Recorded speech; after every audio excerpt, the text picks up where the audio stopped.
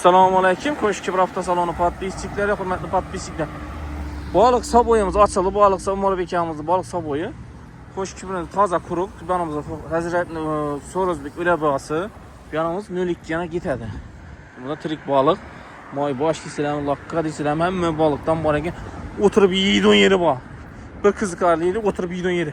Hech yerda yo'q bunday narsa, bizani shu yerda bor ekan. Saboychilarni o'tirib yeydigan yeri. Yine balık neçe son oldu ağa? Balık 65 sazallar. Sazallar 65 yine oynap turttu. Yine zor. Bunda may başlar 45. Telefon numaranı aytıp veremiz ağa. 91'lik 435 1120. Telefon numaranı teyinde yazdık koy ama. Bir de oturup yesen buladı he. Oturup yersin benim o karşılığımızı bilmem. Buna kazanlar akurat neyken zor. Gen mu? Saboy deseniz de geleveresine şöyle saboy, may baş deseniz de may baş. Sazan deseniz de sazan bu. Telefon numarlarını şöyle kaldır ama. Yine şöyle kaldır ama. Tıballarınız için rahmet.